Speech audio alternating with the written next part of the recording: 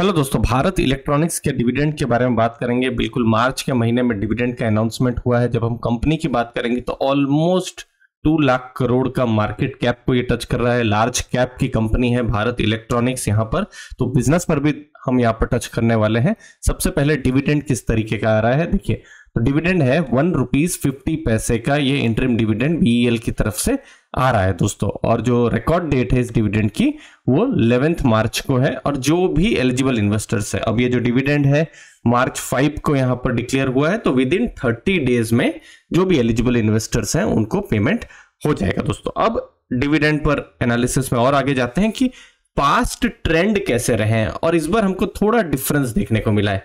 Generally आप देखेंगे फरवरी और मार्च के महीने में डिविडेंड आते थे, ठीक है, 2 डिविडेंड उस समय में आते थे और फिर फाइनल डिविडेंड अगस्त के समय में एक्स डेट यहां पर होती थी।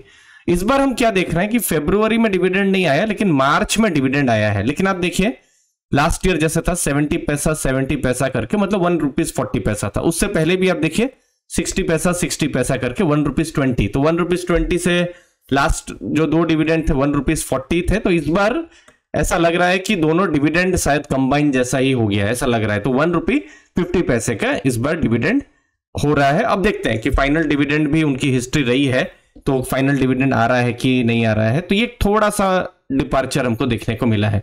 अगर हम टोटल देखें तो टोटल डिविडेंड हो रहा है, जैसे लास्ट ईयर की अगर हम बात करें तो ₹2.20 का यहां पर डिविडेंड हो रहा है, और उससे पहले 1.8 का डिविडेंड यहां पर हो रहा था। तो अगर करंट प्राइस में देखें तो डिविडेंड यील्ड 1% से थोड़ा कम है, 0.8% के आसपास में है।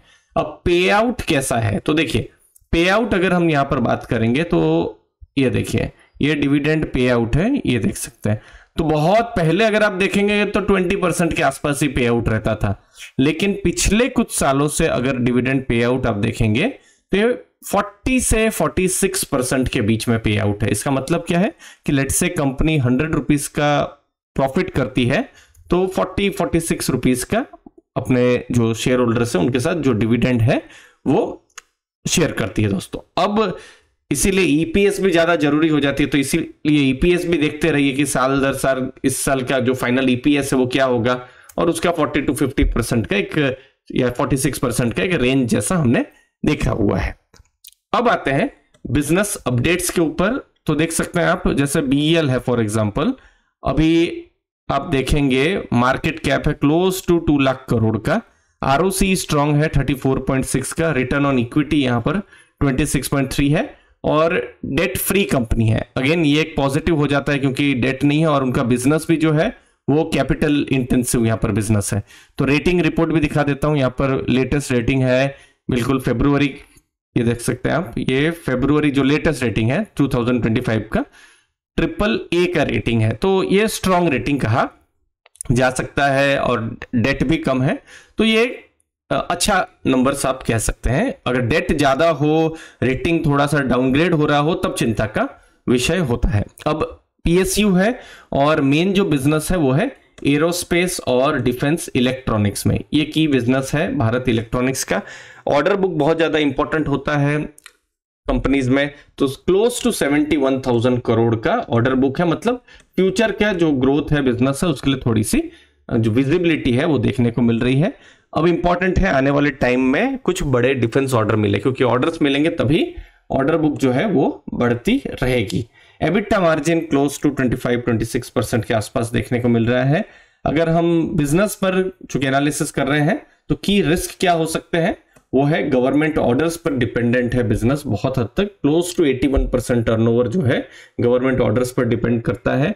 और मान लीजिए डिफेंस पर गवर्नमेंट की पॉलिसी चेंज होती है, या डिफेंस के ऑर्डर पे स्लो डाउन होता है, तो बिजनेस पर इंपैक्ट हो सकता है दोस्तों। क्योंकि मेजर अगर आप देखेंगे तो मिनिस्ट्री ऑफ डिफेंस जो है, मेजर ऑर्डर्स वहां से मिलते हैं कंपनी को, तो वो एक इंपॉर्टेंट चीज है। बाकी वर्किंग कैपिटल इंटेंसिव बिजनेस है, बट रेटिंग हमने देखी है और डेट लेवल्स देखे हैं, तो वो थोड़ा सा वहां पर मिटिगेट हो जाता है। बट की जो रहेगा वो होगा गवर्नमेंट की जो पॉलिसी है डिफेंस को लेकर।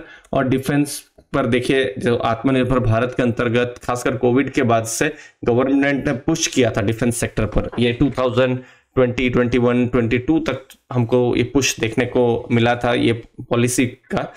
अब किस तरीके की पॉलिसी रहती है ये इंपॉर्टेंट है। अभी भी गवर्नमेंट की तरफ से पॉजिटिव है, बट आने वाले टाइम में यही एक की मॉनिटरेबल जब हम बिजनेस की बात कर रहे हैं तो रहने वाला है दोस्तों। उम्मीद है इस छोटी सी एनालिसिस आपको वैल्यू मिली होगी। लास्ट में एक इंपॉर्टेंट इंफॉर्मेशन, आप हमारे टेलीग्राम ग्रुप को ज्वाइन कर सकते हैं जिसकी लिंक हमने डिस्क्रिप्शन बॉक्स में दी हुई है। वहां पर latest mutual fund portfolio, business analysis, mutual fund analysis और market insights related content regularly आते रहते हैं। मुझे उम्मीद है आपको टेलीग्राम ग्रुप ज्वाइन करके वैल्यू जरूर मिलेगी। थैंक यू, धन्यवाद दोस्तों।